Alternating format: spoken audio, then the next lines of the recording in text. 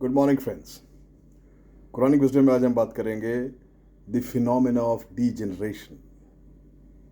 जैसे जैसे वक्त गुजरता है, तमाम मज़ाहिब में, जो पुराने मज़ाहिब हैं उनमें हुआ है, कुरान से पहले जो पैगंबर आए और जो किताबें आई उनमें उनके साथ भी हुआ है कि वक्त के गुजरने के साथ ही उनमें ज़वाल शुरू हो जाता है।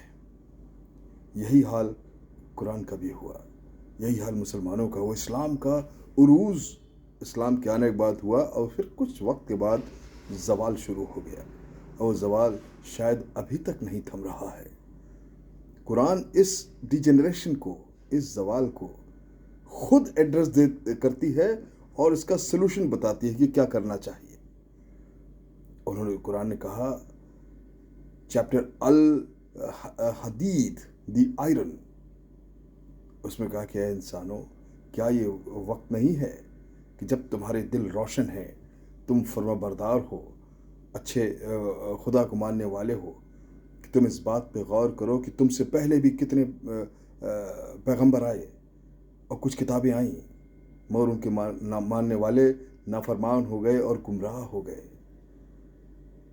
ये तुम्हारे साथ भी होगा कि तुम भी एक वक्त ऐसा आएगा कि कुरान में दो चीज़ें उन्होंने फरमाई इस सूरे में, सूरा वर्स 57 वर्स 16 to 17, कि दो चीज़ें अहम हैं।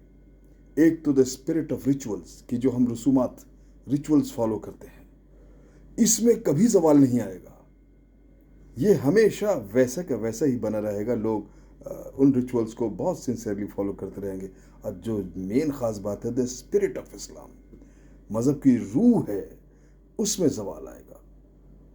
तो इसलिए ये बहुत ज़रूरी है हमको समझना कि उस स्पिरिट ऑफ इस्लाम, उस स्पिरिट ऑफ मज़हब को, उसको जो है डिजेनरेट नहीं हो देना चाहिए, उसको फिर री इन्विगरेट करना चाहिए।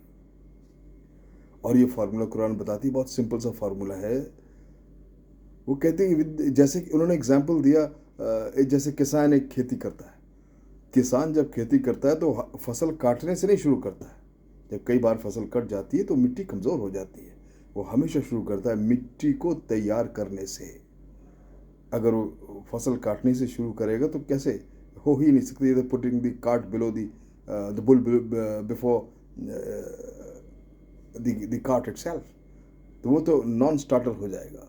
तो आपको पहले अपने वापस जाना होगा, आपको जो है स्पिरिट ऑफ रिलीजन, मज़हब को समझना होगा, अपनी रूह को फिर से तरोताज़ा करना होगा और कुरान की बताई हुई हिदायतों पर अमल करना होगा।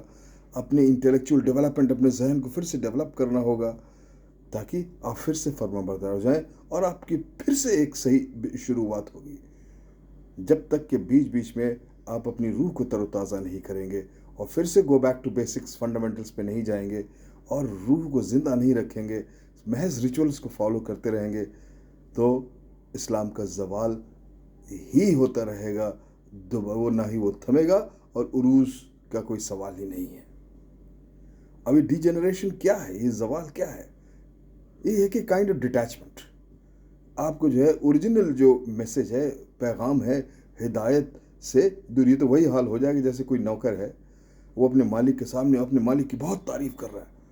मालिक कहता है, भाई जाओ उस चोर को पकड़ो, वो नहीं जा रहा, कह रहा क्या बात कही आपने, कितनी अच्छी बात है, और वहीं खड़ा खड़ा उसकी बहुत तारीफ कर रहा है, मगर जो मालिक जो कह रहा है वो नहीं कर रहा। तो ऐसे नौकर को मालिक कब तक बर्दाश्त करेगा? एक न एक दिन कह देगा, ब्लडी गेट आउट, आप वो नहीं करते हो जो मैं कह रहा हूँ, सिर्फ मेरे सामने मेरी तारीफ करते हो, लाइफलेस रिचुअल्स में इन्वॉल्व रहते हो, अब मुझे इसकी ज़रूरत नहीं है।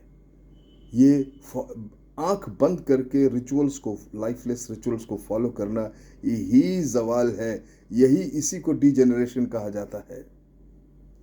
इसलिए हर मुस्लिम को ज़रूरी है कि अपने ईमान को रिवाइव करे, फिर से ज़िंदा करे और एक इस्लाम की एक अपनी ज़िंदगी को एक लिविंग आइडियोलॉजी बनाए, इस्लाम की झूठ कभी ना निकले, रीअवेकन करे अपने जहन को, अपनी रूह को तरोताज़ा करे, झूठ ना बोले, चोरी ना करे, किसी के साथ बदतमीज़ी ना करे, ऊंची आवाज़ में ना बोले, अपने जितने मीन से दूसरे के जो रिसोर्सेज है, दूसरे की चीज़ों को अपनी करने की कोशिश ना करे, तशद्दुद ना करे। इसी جب یہ سب چیزیں باطن اگر وہ ریوائز کرتا رہے گا بار بار تو اس کا ظاہر بھی ٹھیک ہوگا. اور اسی کو ایک حدیث نے اسی ایکٹ کو ریوائول کو کہا ہے تجدید, کہ ہم کو ہر وقفے کے بعد کچھ نہ بعد تجدید ضروری ہے اگر ہم کو اپنے ایمان کو تر و تازہ رکھنا ہے.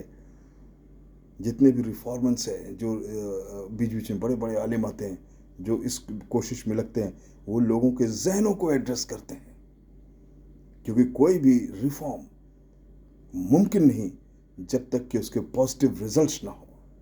Thank you very much.